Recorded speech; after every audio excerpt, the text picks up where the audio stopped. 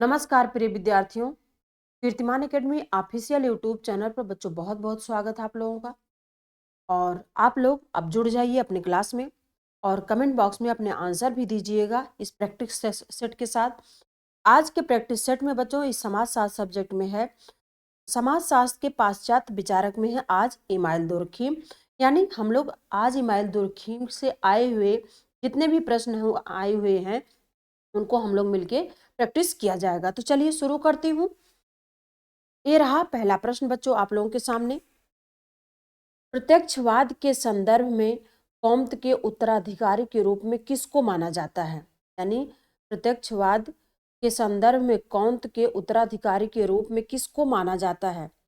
Karl Marx को, Karl पापर को, इमाइल दुर्खीम को या फिर मैक्स वेबर को? तो किसके संदर्भ कॉम्त के उत्तराधिकारी के रूप में किसको जाना जाता है बच्चों? यह है इमाइल दुर्खीम को जाना जाता है। इमाइल दुर्खीम अगस्त कॉम्त के समाजशास्त्र के जनक तो माने ही जाते हैं और तथा उनके जैसे उनके प्रत्यक्षवाद के विचारों से जब सामाजिक चिंतन की एक नई दिशा प्रदान की गई तो उसमें दुर्खीम को फ्रांस में सामाजिक चिंतन को आगे बढ़ाने का श्रेय दिया गया है। तो वहीं से अगस्त कॉम्ट के उत्तराधिकारी के रूप में कौन है? इमाइल दुर्खीम माने जाते हैं। अब आइए देखते हैं जीआईसी 2017 की परीक्षा में पूछा हुआ सवाल है बच्चों। अगला प्रश्न ये रहा आपके सामने। समाजशास्त्र में सामाजिक तथ्यों के अध्ययन पर किसने बल दिया है? किसने बल दिया है? अगस्त कॉम्ट ने, मैक्स वेबर ने, कार्ल मार्क्स ने या फिर इमाइल दुर्खीम ने? समाजशास्त्र में सामाजिक तथ्यों के अध्ययन पर किसने बल दिया है बच्चों? किसने बल दिया है? इमाइल दुर्खीम ने बल दिया। किसने दिया है? इमाइल दुर्खीम ने बल दिया। किस पर? समाजशास्त्र में सामाजिक तथ्यों के अध्ययन पर। अगला प्रश्न बच्चों ये रहा आपके सामने। दुर्खीम के अनुसार सामाजिक तथ्यों में दो विशेषताएं होती हैं, बाह्यता तथा अगली कौन है? आंतरिकता, गतिवाद, बाध्यता या फिर नैतिकता। सामाजिक तथ्यों में जो दो विशेषताएं हैं, एक है बाह्यता, दूसरी कौन सी है बच्चों? तो दूसरी है बाध्यता। क्या है? बाध्यता। बाध्यता, बाह्यता और बाध्यता। अब आइए देखते हैं अगले प्रश्न को। अगला प्रश्न बच्चों ये रहा आपके सामने। निम्नांकित समाजशास्त्रियों में किसने व्याधिकीय सामाजिक तथ्यों की व्याख्या किया है? किसने किया व्याधिकीय सामाजिक तथ्यों की व्याख्या? अगस्त कॉम्ट ने, इमाइल दुर्खीम ने, जॉर्ज सीमेल ने या फिर मैक्स वेबर ने? किसने सामाजिक तथ्यों की व्याख्या किया बच्चों? सामाजिक व्याधिकीय सामाजिक तथ्यों की व्याख्या करने वाले हैं इमाइल दुर्खीम। इमाइल दुर्खीम है व्याख्या करने वाले। अगला प्रश्न बच्चों ये रहा आपके सामने। निम्नांकित समाजशास्त्रियों में किसने स्वयं समाजशास्त्र में डॉक्टर की उपाधि धारण कर फ्रांस में समाजशास्त्र विभाग को स्थापित किया? वह कौन समाजशास्त्री है जिसने डॉक्टर की उपाधि धारण करने के बाद फ्रांस में समाजशास्त्र विभाग की स्थापना किया? Auguste Comte, Emile Durkheim, Georg Simmel या फिर कार्ल मार्क्स? किसने बच्चों किया है समाजशास्त्र विभाग की स्थापना फ्रांस में? यह है इमाइल दुर्खीम ने स्थापित किया है। समाजशास्त्र विभाग की स्थापना इमाइल दुर्खीम ने किया है फ्रांस में। यह जीआईसी 2015 का परीक्षा का सवाल है, पूछा हुआ। अगला प्रश्न बच्चों ये रहा है आपके सामने। यांत्रिक समायक्य का सिद्धांत किसने प्रतिपादित किया है? यांत्रिक समायक्य का सिद्धांत किसने प्रतिपादित किया है? कार्ल मार्क्स ने, मैक्स वेबर ने, इमाइल दुर्खीम ने या फिर अगस्त कॉम्ट ने? यांत्रिक समायक्य का सिद्धांत प्रतिपादित करने वाले समाजशास्त्री हैं इमाइल दुर्खीम। इमाइल दुर्खीम ने प्रतिपादित किया है। अगला प्रश्न आइए देखते हैं। अगला प्रश्न बच्चों ये जीआईसी 2015 की परीक्षा में पूछा हुआ सवाल है। प्रश्न है कि निम्नांकित में किसने यांत्रिक एकता और सावयवी एकता में भेद किया है? इनमें से किसने यांत्रिक एकता और स्वाभाविक एकता में भेद किया? अगस्त कॉम्ट ने, इमाइल दुर्खिम ने, हर्बर्ट स्पेंसर ने, या फिर जॉर्ज सिमेल ने? तो यांत्रिक एकता और स्वाभाविक एकता में भेद करने वाले हैं इमाइल दुर्खिम। इमाइल दुर्खिम ने भेद किया है। Email Durkheim. अब आइए देखते हैं अगले प्रश्न को। यांत्रिक एवं स्वायवी एकता के आधार पर सरल और औद्योगिक समाज में अंतर किसने किया है?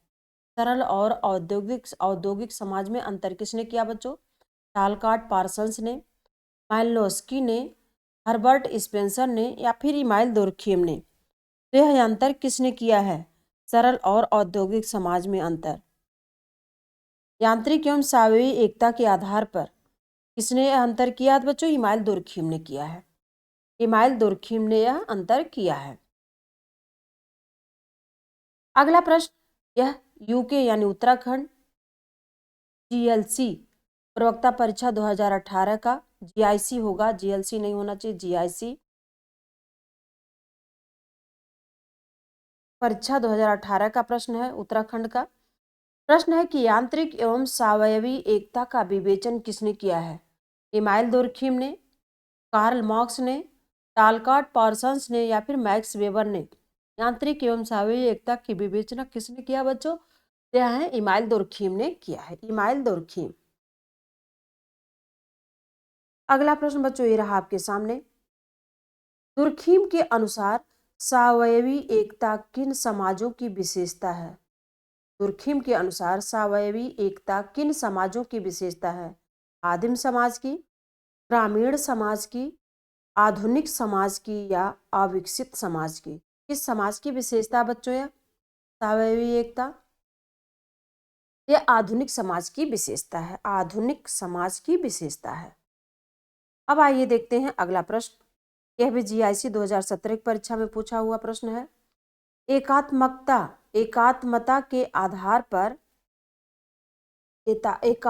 के आधार पर समाज का वर्गीकरण किसने किया है? हर्बर्ट स्पेंसर ने, एस हेनरी मेन ने, या फिर एफ टानीज ने, या इमाइल दुर्खिम ने? एकात्मता के आधार पर समाज का वर्गीकरण करने वाले समाजशास्त्री हैं बच्चों इमाइल दुर्खिम। इमाइल दुर्खिम ने इसका वर्गीकरण किया है। अगला प्रश्न ये रहा आपके सामने। सरल समाजों में किस प्रकार की सामाजिक एकता पाई जाती है? सामाजिक एकता, स्वायवी एकता, यांत्रिक एकता, या फिर तकनीकी एकता बच्चों? सरल समाजों में किस प्रकार की सामाजिक एकता पाई जाती है? तो सरल समाजों में सामाजिक एकता जो पाई जाती है वह यांत्रिक एकता पाई जाती है। यांत्रिक प्रकार की एकता पाई जाती है। अगला प्रश्न बच्चों ये रहा आपके सामने। दुर्खिम ने सामाजिकता को विभिन्नता पर आधारित बताया है, जैसे सजीवी, तर्कशील, धर्मनिरपेक्ष, या फिर उपर्युक्त सभी? किस आधार पर बताया बच्चों? दुर्खिम ने सामाजिकता की विभिन्नता पर आधारित क्या बताया है? बच्चों दुर्खिम ने जो बताया वह सजीवी आधार पर बताया है। सजीवी आधार पर बताया है दुर्खिम ने सामाजिकता को।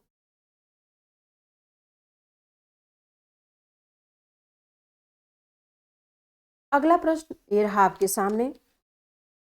समाज ही वास्तविक देवता है, यह किसने कहा है? यह स्टेटमेंट किसका है कि समाज ही वास्तविक देवता है?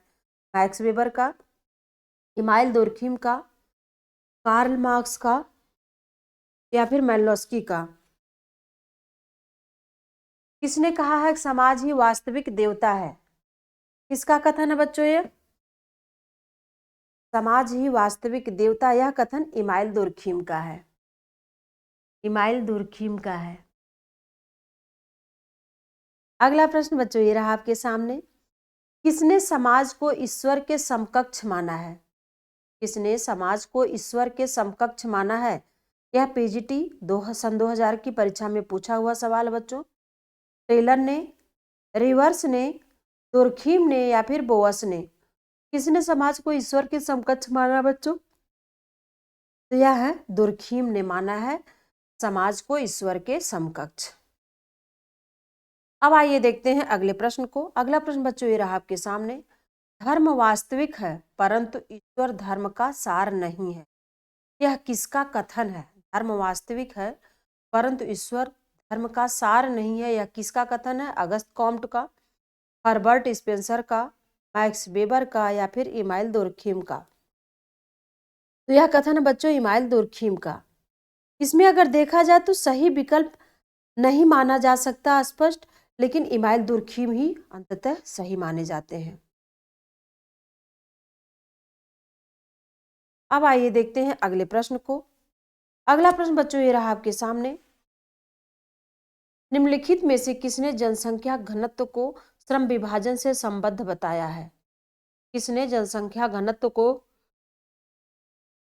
श्रम विभाजन से संबद्ध बताया है? हर्बर्ट स्पेंसर ने, एडम स्मिथ ने, इमाइल दुर्खीम ने या फिर मैक्स वेबर ने?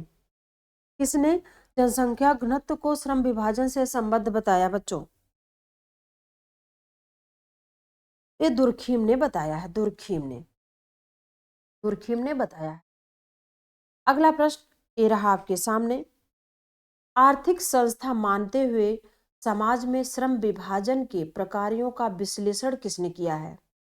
मैक्स वेबर ने, इमाइल दुर्खीम ने, एडम स्मिथ ने या फिर कार्ल मार्क्स ने? आर्थिक संस्था मानते हुए समाज में श्रम विभाजन के प्रकारों का विश्लेषण किसने किया है?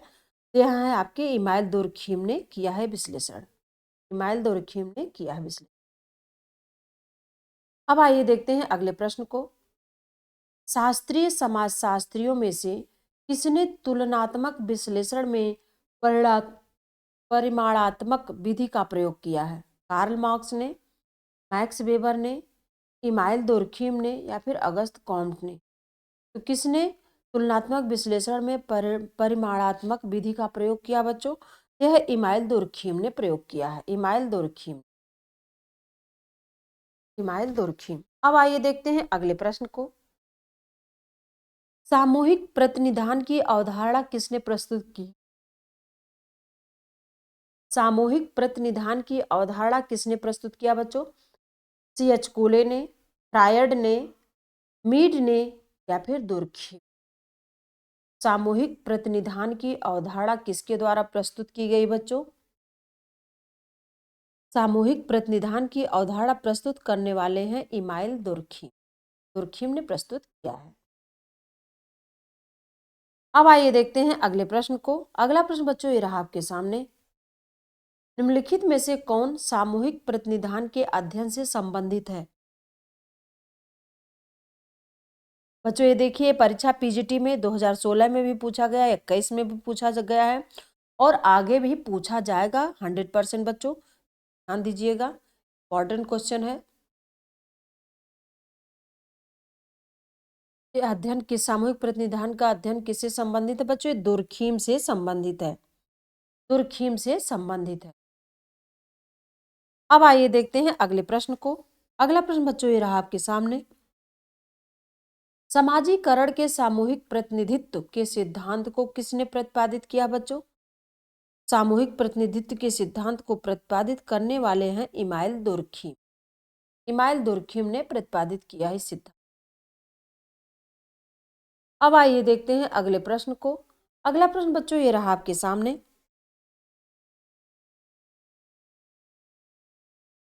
प्रश्न है कि किस विद्वान को समाजशास्त्र में प्रकार्यवादी परिप्रेक्ष्य की शुरुआत करने का श्रेय दिया जाता है? किस विद्वान को?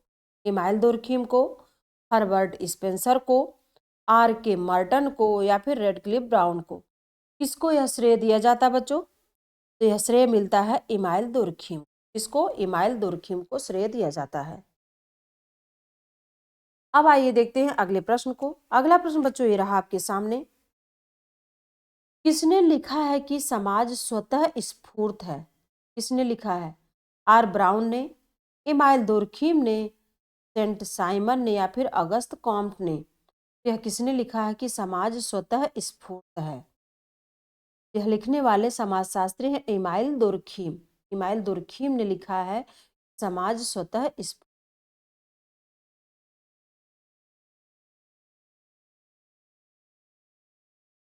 अगला प्रश्न बच्चों ये रहा आपके सामने। दुर्खीम के अनुसार निम्नलिखित में से कौन सी एक विशिष्ट विशेषता सामान्य चेतना की नहीं है? घनत्व, आयतन, तीव्रता या निर्धारण। कौन से सामान्य चेतना की विशेषता विशिष्ट विशेषता नहीं है? बच्चों ये घनत्व जो है इसकी विशिष्ट विशेषता में नहीं शामिल किया गया है। सामान्य चेतना की विशिष्ट विशेषता नहीं है कौन? घनत्व। बाकी आयतन, तीव्रता, निर्धारण है, लेकिन घनत्व नहीं शामिल है।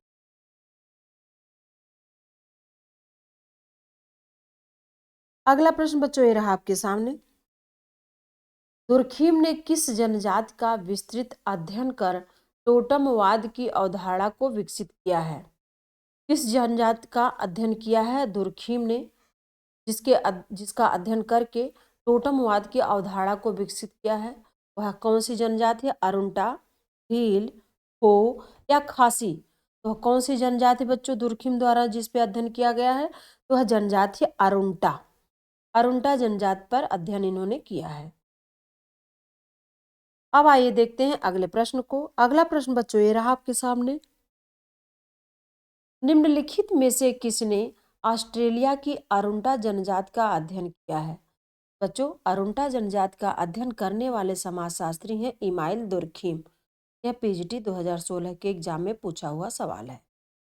हर एक सवाल इंपॉर्टेंट बच्चों, जितने प्रैक्टिस में करा रही हूँ टॉपिक वाइज सारे सवाल इंपॉर्टेंट है, कहीं से भी कोई सवाल पूछा सकता है आपकी परीक्षा में। अगला प्रश्न है ये रहा आपके सामने। दुर्खीम के अनुसार सबसे प्रमुख आदिम धर्म का प्रकार कौन सा है? सबसे प्रमुख आदिम धर्म का प्रकार कौन सा है? आत्मावाद का, प्रकृतिवाद का, टोटमवाद का या फिर मानववाद का?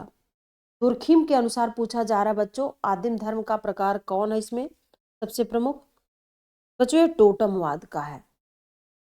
दुर्खीम के अनुसार सबसे प्रमुख आदिम धर्म का प्रकार टोटमवाद है माना गया। टोटमवाद। अब आइए देखते हैं अगले प्रश्न को। अगला प्रश्न है इमाइल दुर्खीम ने समाजशास्त्र की प्रकृति के विषय में क्या विचार दिया है? कलात्मक, दार्शनिक, वैज्ञानिक या फिर साहित्यिक? तो क्या विचार दिया है इमाइल दुर्खीम ने? समाजशास्त्र की प्रकृति के विषय में क्या विचार दिया दुर्खीम ने? बच्चों इन्होंने वैज्ञानिक विचार दिया है। वैज्ञानिक वैज्ञानिक विचार दिया है।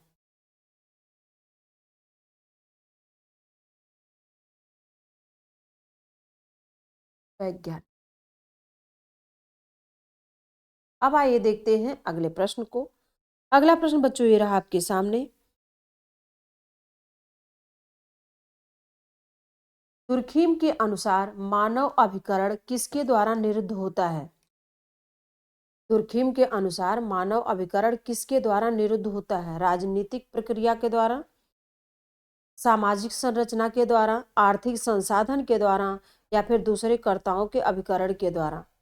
दुर्खीम के अनुसार मानव अभिकरण किसके द्वारा निरुद्ध होता है बच्चों? यह निरुद्ध होता है सामाजिक संरचना के द्वारा। सामाजिक संरचना के द्वारा निरुद्ध होता है। सामाजिक संरचना के द्वारा। अब आइए देखते हैं अगले प्रश्न को। अगला प्रश्न बच्चों ये रहा आपके सामने। धर्म, विश्वासों और व्यवहारों से आबद्ध लोगों का एक नैतिक समुदाय है। यह मत किस विद्वान का है? दुर्खीम का, टायलर का, फ्रेजर का या फिर स्पेंसर का? बच्चों यह मत है दुर्खीम का। किसका है? दुर्खीम का मत है। अब आइए देखते हैं अगले प्रश्न को। अगला प्रश्न बच्चों ये रहा आपके सामने।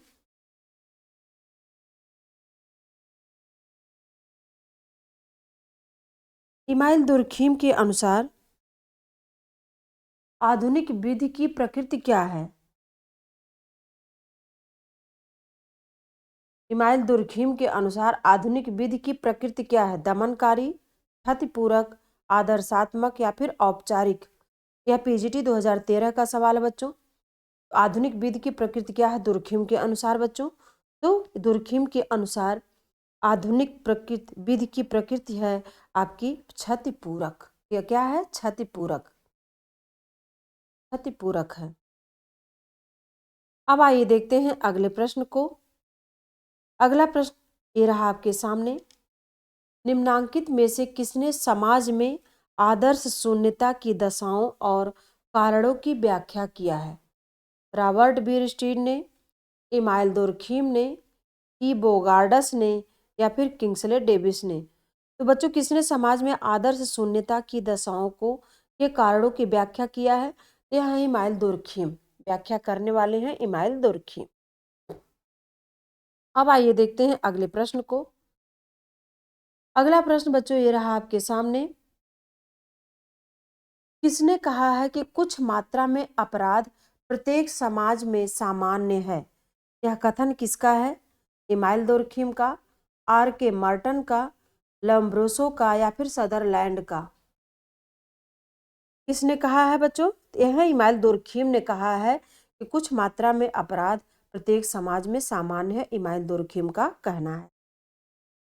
अब आइए देखते हैं अगला प्रश्न। धर्म के अध्ययन में किस समाजशास्त्री ने पवित्र और साधारण अवधारणा का प्रयोग किया है? अवधारणा का प्रयोग किसने किया है? ई बोगार्डस ने, इमाइल दुर्खीम ने, किंग्सले डेविस ने, या फिर कार्ल मैनहाइम ने? इस अवधारणा का प्रयोग किसने किया है? बच्चों इमाइल दुर्खीम ने किया है। इमाइल दुर्खीम ने किया है। इमाइल दुर्खीम ने किया है। अगला प्रश्न बच्चों ये रहा आपके सामने। इमाइल दुर्खीम ने धर्म के अध्ययन में निम्नलिखित में से किस एक वर्गीकरण का प्रयोग किया है? इमाइल दुर्खीम ने धर्म के अध्ययन में निम्नलिखित में से किस एक वर्गीकरण का प्रयोग किया है? पावन एवं पतित, अनुष्ठानिक एवं अतिवादी, या अलौकिक एवं धर्मनिरपेक्ष, या फिर पवित्र एवं लौकिक? तो किस एक का वर्गीकरण किया है? दुर्खीम ने धर्म के अध्ययन में निम्नलिखित किस एक का वर्गीकरण का प्रयोग किया है बच्चों? यह है पवित्र एवं लौकिक वर्गीकरण का प्रयोग किया। पवित्र एवं लौकिक वर्गीकरण का प्रयोग इमाइल दुर्खीम ने किया है। अगला प्रश्न आइए देखते हैं। धर्म के अध्ययन में पवित्र और अपवित्र की अवधारणा का प्रयोग किसने किया है? पवित्र और अपवित्र की ई बोगार्डस ने, ई टायलर ने, इमाइल दुर्खीम ने, या फिर ई वर्गेस ने? बच्चों यह अवधारणा का प्रयोग करने वाले हैं इमाइल दुर्खीम। इमाइल दुर्खीम ने इसका प्रयोग किया है धर्म के अध्ययन में पवित्र और अपवित्र अवधारणा का। अब आइए देखते हैं अगले प्रश्न को। धर्म को पवित्र और अपवित्र के बीच अंतर के आधार पर किसने परिभाषित किया है? मैनलॉस्की ने, सी लेवी स्ट्रॉस ने, ए आर रेडक्लिफ ब्राउन ने, या फिर इमाइल दुर्खीम ने? यह परिभाषा किसने धर्म को पवित्र और अपवित्र के बीच अंतर के आधार पर किसने परिभाषित किया है? यह है आपके इमाइल दुर्खीम। इमाइल दुर्खीम ने परिभाषित किया है। अब आइए देखते हैं अगले प्रश्न को। अगला प्रश्न बच्चों ये रहा आपके सामने। सैक्रेड और प्रोफेन यानी पवित्र और अपवित्र की अवधारणा किसने दी है? बच्चों पवित्र और अपवित्र यानी सैक्रेड और प्रोफेन की अवधारणा इमाइल दुर्खीम ने दिया है। दुर्खीम, दुर्हीम नहीं, दुर्खीम होना चाहिए, दुर्खीम। दुर्खीम ने दिया है। अब आइए देखते हैं अगले प्रश्न को। अगला प्रश्न ये रहा आपके सामने। किसने आत्महत्या का व्यापक अध्ययन किया है? मैक्स वेबर ने, इमाइल दुर्खीम ने, पीए सोरोकिन ने, या फिर कार्ल मार्क्स ने? किसने आत्महत्या का व्यापक अध्ययन किया है? किसने किया है? इमाइल दुर्खीम ने किया है आत्महत्या का व्यापक अध्ययन। इमाइल दुर्खीम ने, इमाइल दुर्खीम ने का सही आंसर होगा इमाइल दुर्खीम। अब आइए देखते हैं अगले प्रश्न को। अगला प्रश्न बच्चों ये रहा आपके सामने। समाज शास्त्र में आत्महत्या का सिद्धांत किसने प्रतिपादित किया? बच्चों समाज शास्त्र में आत्महत्या का सिद्धांत प्रतिपादित करने वाले समाजशास्त्री हैं इमाइल दुर्खीम। इमाइल दुर्खीम ने यह 2011 की पीजीटी का परीक्षा का एग्जाम में पूछा हुआ सवाल है। अगला प्रश्न बच्चों ये रहा आपके सामने। दुर्खीम के मतानुसार आत्महत्या की व्याख्या होती है किसके द्वारा? सांस्कृतिक कारणों के द्वारा, शारीरिक कारणों द्वारा, मनोवैज्ञानिक कारणों द्वारा या फिर सामाजिक कारणों द्वारा। तो दुर्खीम के अनुसार अगर देखा जाए तो आत्महत्या की व्याख्या किस आधार पर होती है बच्चों? सामाजिक कारणों के द्वारा होती है इसकी व्याख्या, आत्महत्या की व्याख्या सामाजिक कारणों द्वारा। अब आइए देखते हैं अगले प्रश्न को। दुर्खीम के अनुसार निम्नांकित में से कौन आत्महत्या नहीं है? अहमवादी आत्महत्या, स्वाभाविक आत्महत्या, परार्थवादी आत्महत्या या फिर विसंगत जन्य आत्महत्या। इनमें से कौन आत्महत्या नहीं है दुर्खीम के अनुसार? बच्चों इनमें से जो आत्महत्या नहीं है दुर्खीम के अनुसार है वह स्वाभाविक आत्महत्या को आत्महत्या नहीं मानते हैं, स्वाभाविक आत्महत्या को। अगला प्रश्न ये रहा आपके सामने। निम्नलिखित में किसने आत्महत्या के प्रकारों का वर्णन किया है? किसने किया है आत्महत्या के प्रकारों का वर्णन? दुर्खीम ने, कॉम्त ने, मार्क्स ने या फिर वेबर ने। बच्चों आत्महत्या के प्रकारों का वर्णन करने वाले समाजशास्त्री है दुर्खीम। दुर्खीम ने वर्णन किया है अहमवादी और परार्थवादी। अब आइए देखते हैं अगले प्रश्न को। अगला प्रश्न बच्चों ये रहा आपके सामने। आत्महत्या समाज के नकारात्मक दबाव का फल है, यह किसने कहा है? आत्महत्या समाज के नकारात्मक दबाव का फल है, यह किसने कहा? इमाइल दुर्खीम ने, फ्रायड ने, पार्सन्स ने या मैक्स ब्लैक ने। तो यह कथन किसका बच्चों है? यह कथन है दुर्खीम का, दुर्खीम का कथन है। अगला प्रश्न बच्चों ये रहा आपके सामने। किसने कहा है कि आत्महत्या समाज के नकारात्मक दबाव का प्रतिफल है? यह कथन किसका है? सिगमंड फ्रायड का, मैकाइवर एवं पेज का, इमाइल दुर्खीम का या फिर टैलकाट पार्सन्स का।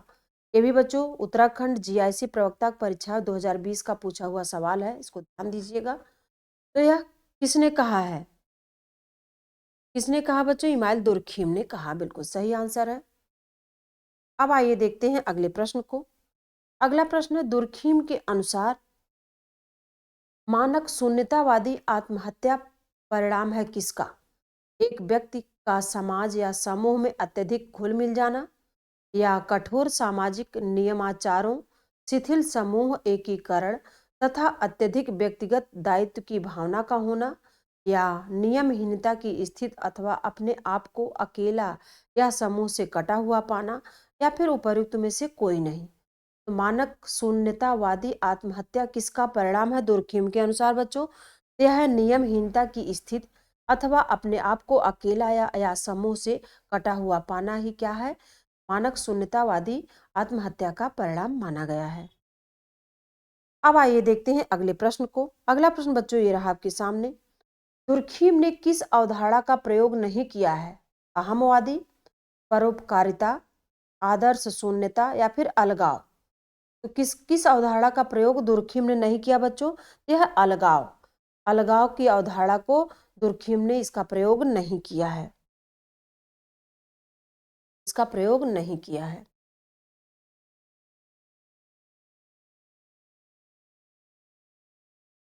तो बच्चों आज की क्लास यहीं तक। आप लोग पढ़ते रहिए, स्वस्थ रहिए। फिर मिलूंगी मैं अगली क्लास में, राइट टाइम 4:30 बजे। आप लोग तब तक स्वस्थ, मस्त और पढ़ते रहिए। नमस्कार बच्चों।